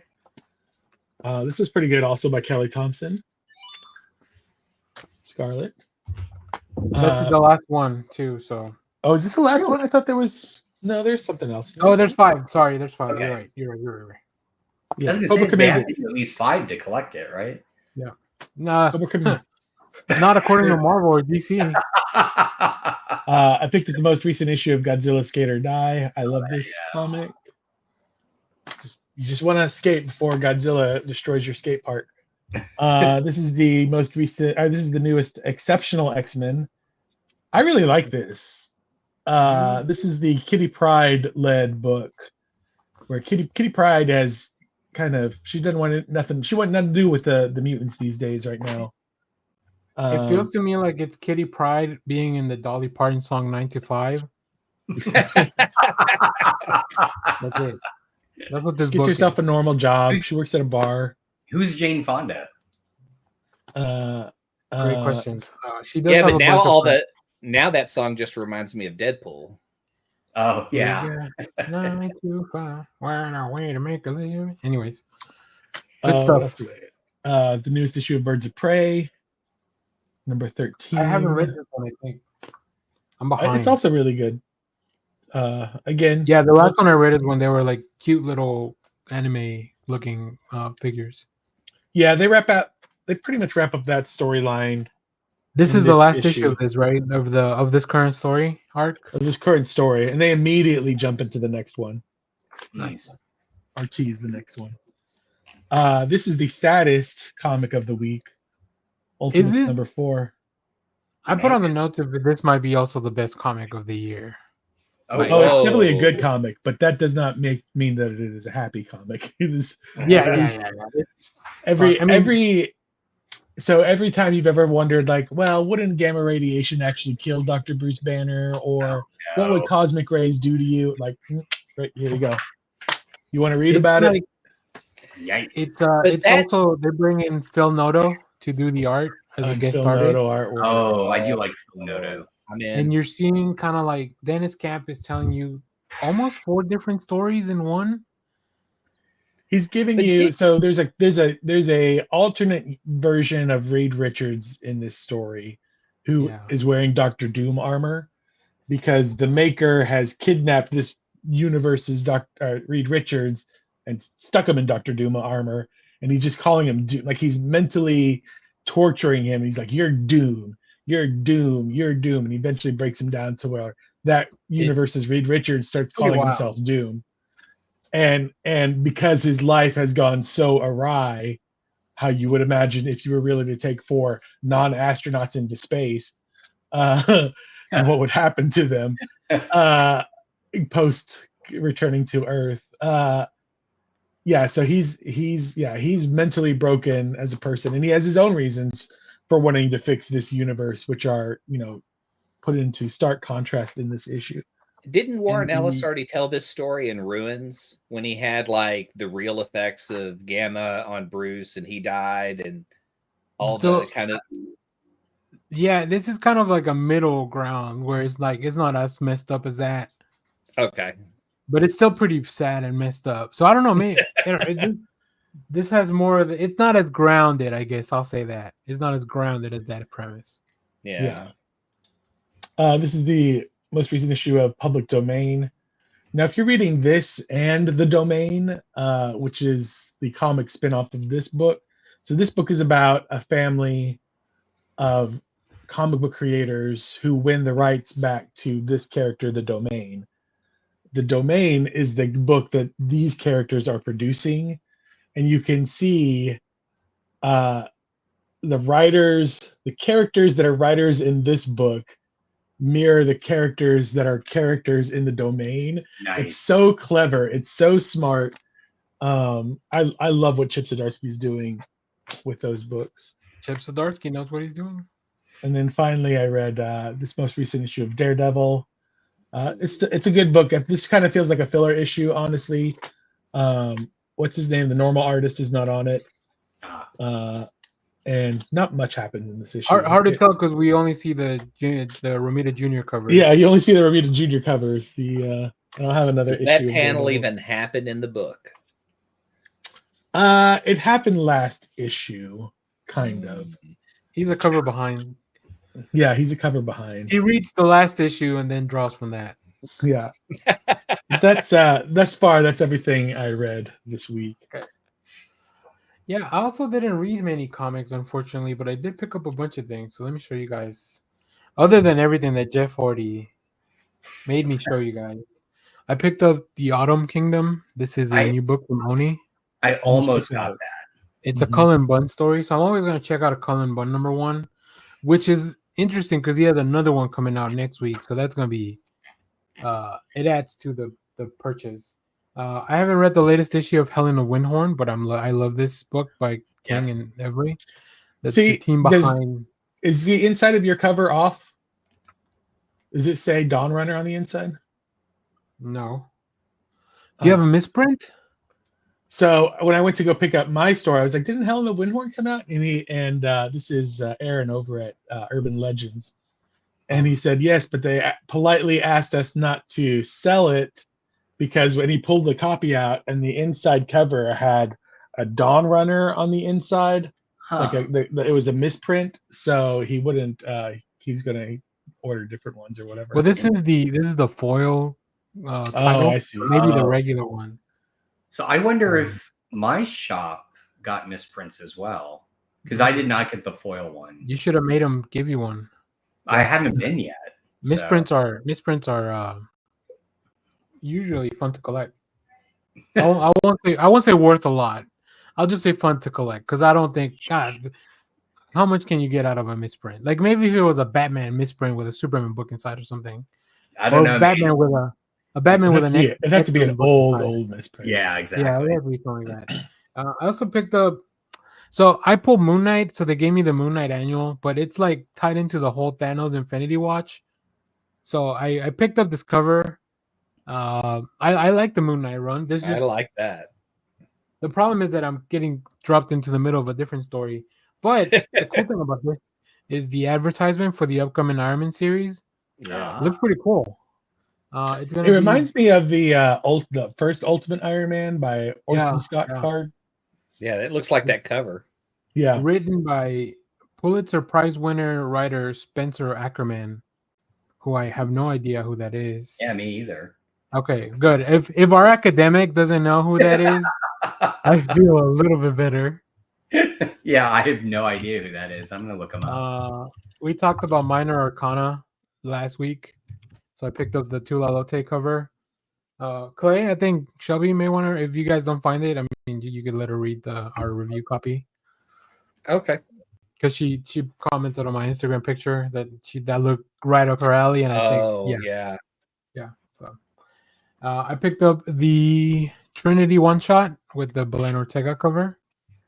This just collects. These are just reprints. Yeah, it just reprints a bunch of the backup stories from World's Finest, from the Wonder Woman World's Finest backup. But I really like this cover. Obviously, homage to the Batman and Robin cover. And then I have two more books, but I'll wait for those because we're gonna do a review. I finally got my compact comic of Joker. Interesting. The Brian Azzarello, Liber Mejo. Yeah. And it's so weird that it looks like a twisted Cesar Romero, like Yeah. And I also picked up the Harley Quinn and Gotham City Sirens. So now I have all the compact comics from the first wave that are out, except for the Wonder Woman Earth one. I need that. I didn't much care for that Really one. interesting. Yeah, Any of not the Earth one or just that? well, yeah, no, specifically that one.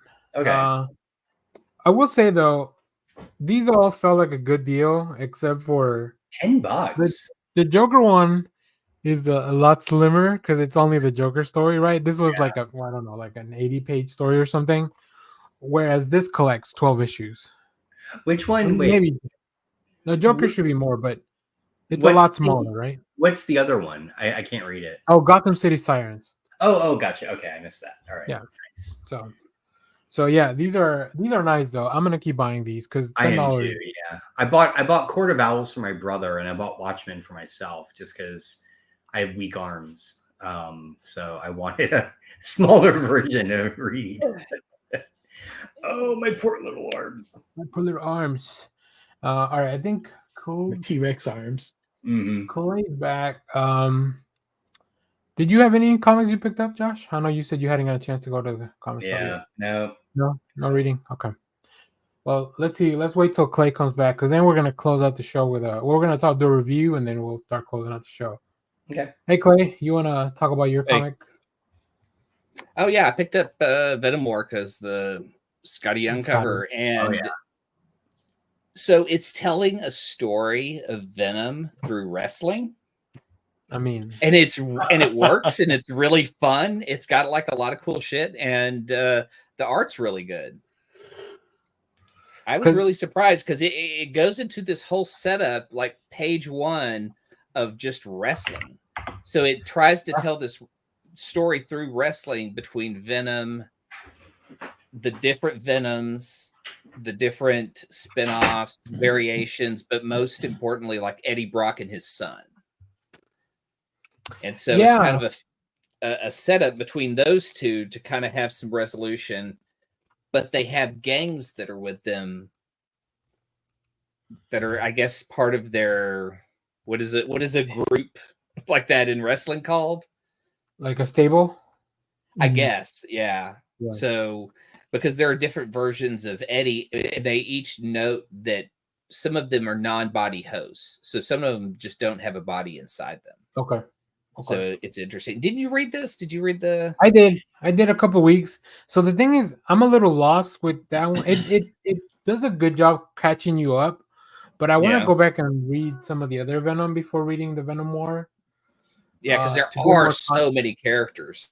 It's so much, and then like I don't know what, like the symbiote is not with either Eddie or with Dylan at this time, and I don't know why. And then I know from the comics that for some reason it went back to Peter because there's a mini series with Peter in the suit again, and I'm like, what is happening? I really lost the thread after the last Venom run. Yeah. Well, it kind of explains in here. It goes through, the suit's history and what it's done to survive, and how it kind of used some of the hosts as, I don't know, just use them to exist, and some of them it needed them, and some of them it didn't. But then it kind of like that's how it got back to Peter. Because it was like, it just kind of worked, both of us. It just attached itself to, what's the name of the lady from the Venom movies? Mrs. Chow? Yeah. Oh. from the store where he gets from the store? Yeah. Convenience store? Yeah. Do you think they were reading Do a Power Bomb like a few years ago and they were like, but what if Venom were wrestling? I think, is it Al Ewing, right? That's kind of what this is, yeah. It's Al Ewing writing it still? Yeah. Okay. Yeah, let me bring Josh back in. All right. I think that's all the stuff interesting. We were pretty light week. I was really busy at work, so I didn't get a chance to do much. You've probably seen on the channel that it's a lot of gameplay videos and not a lot of comic reviews this week because I haven't had a chance to read. But there's a quicker turnaround in those videos. Yeah, opening card packs. That's right. Not enough edit. Not Yeah, we'll as say much this. editing. It costs a lot more than the comic book reviews, though. So definitely not sustainable unless you guys join our Patreon. Please and thank you. But one thing we can do is talk about a comic that is coming out next week. Our friends over at Mad Cave sent a review for the Dark Empty Void #1. This is a new book from Mad Cave, as I mentioned. This is written by Zach Kaplan with art by Chris Sheehan. I think that's how you say that. I apologize if that's not the case. We're colored by Francisco Segala and letters by Justin Berth from Annual Design. And we do have a variant cover from Christian Ward. So this comes out in the next coming week. So let me give you a quick synopsis, and then we'll go around and talk a little bit about the comic. In this book, scientists have created a stable microscopic black hole in a secret underground compound, but when they lose control, the black hole spews out a cosmic maelstrom, strange, dangerous creatures, and most surprisingly, a mysterious human teenage girl. Now a depressed but brilliant psychologist must help her strange husband and the other scientists solve the mystery and close the black hole before it consumes all of Earth. Dare to witness the cosmic horror that will amaze and terrify you with this comic book.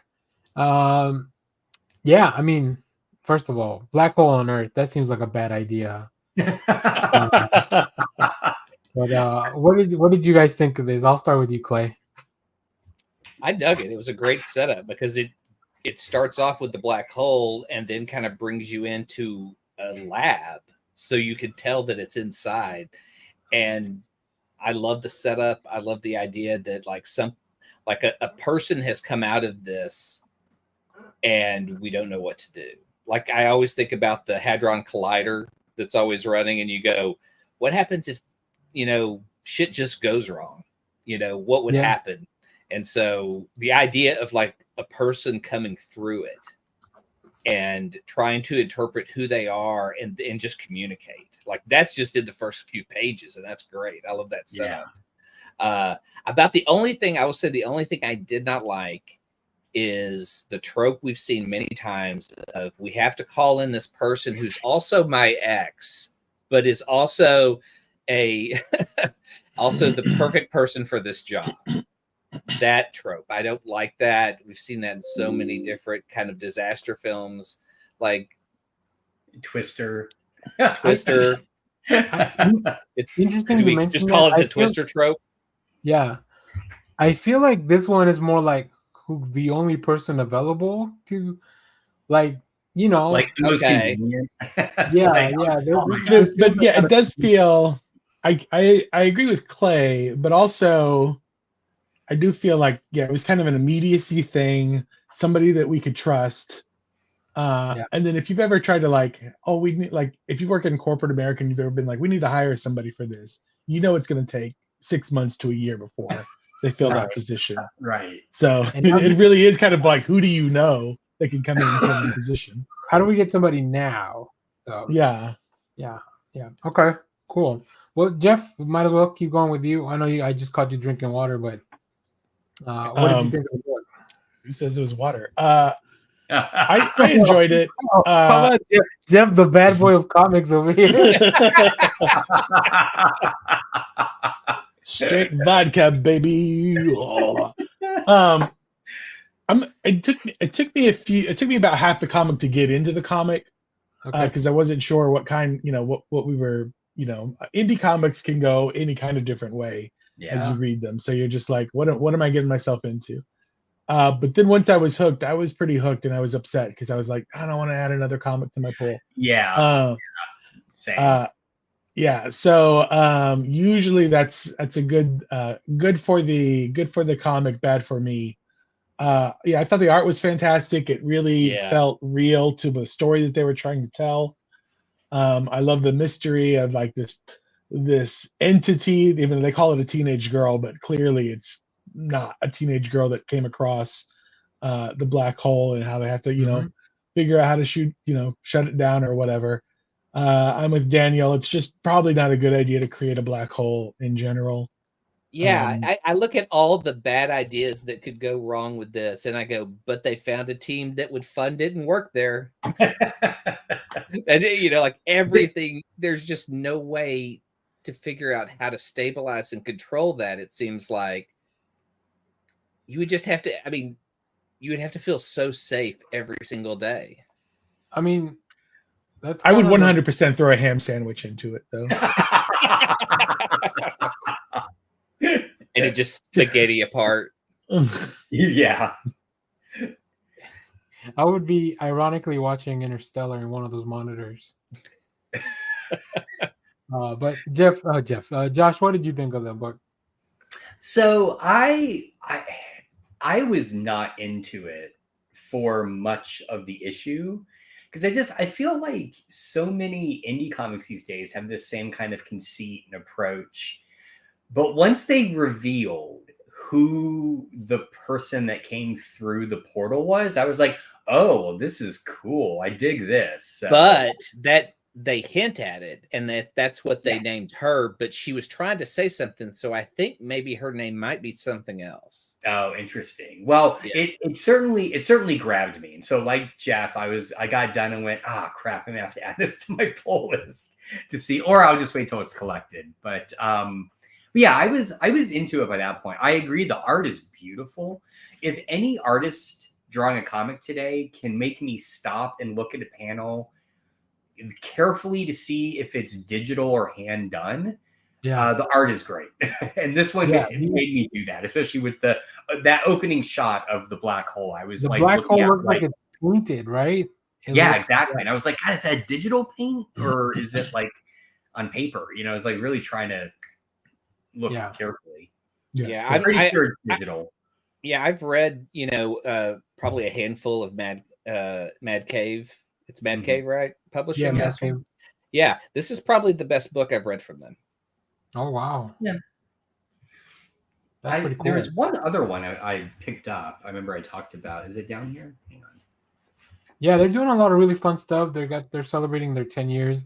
While Josh looked for that book, I also really enjoy this. I'm a big fan of Zach, who's the writer on this book. Like he did the Kill All Immortals book that we read. I don't know but Jeff and I read it for sure. I don't remember if everybody else read it.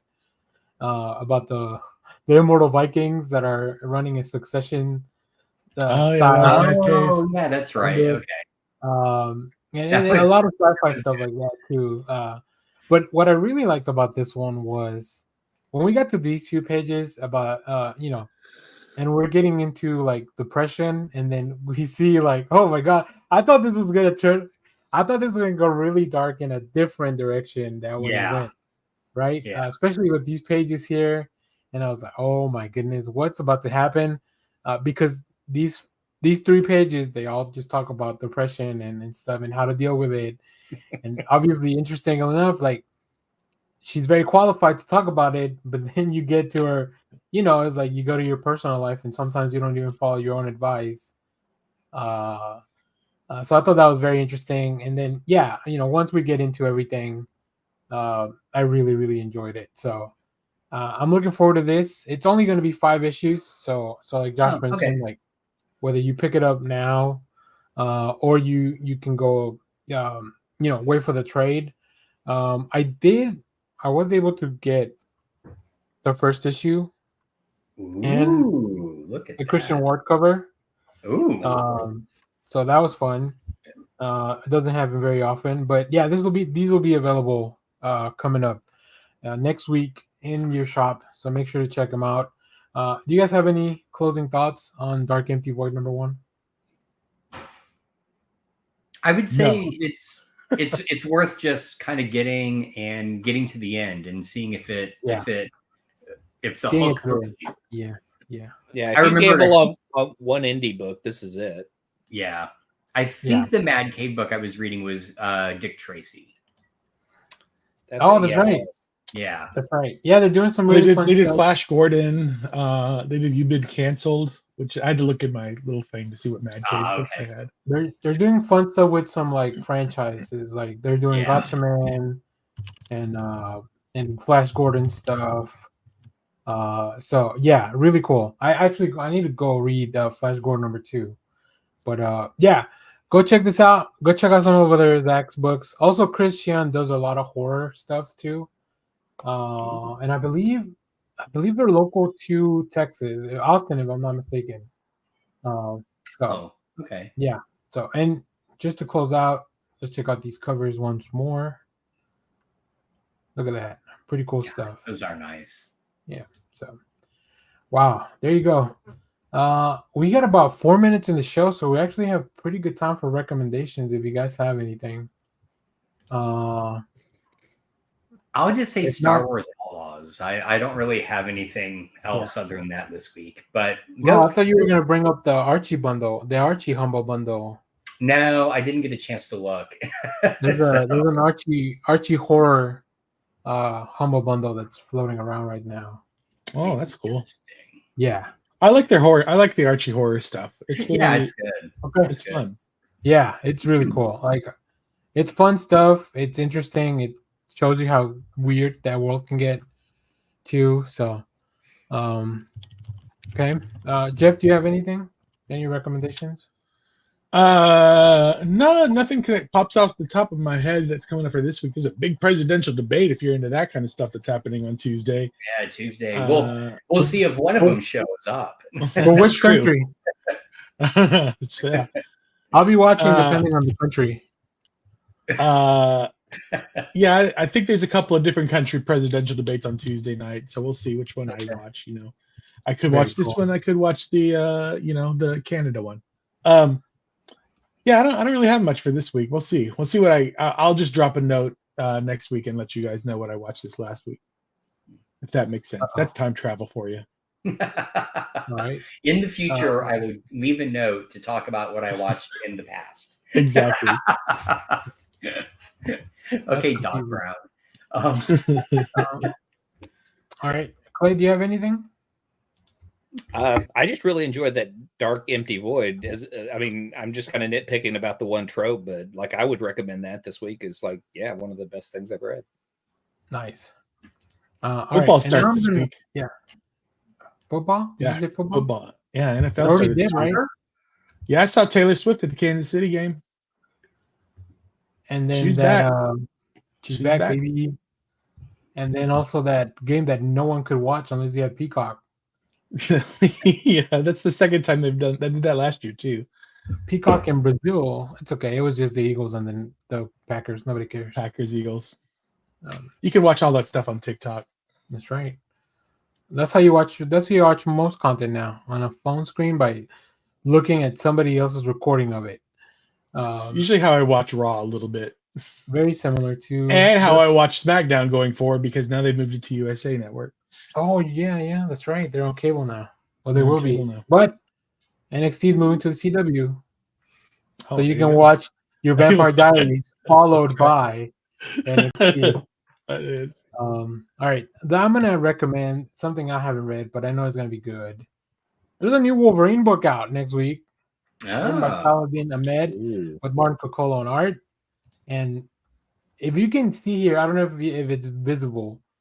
This is the cover, one of 22 that they have on League of Comic Book Geeks. Ooh.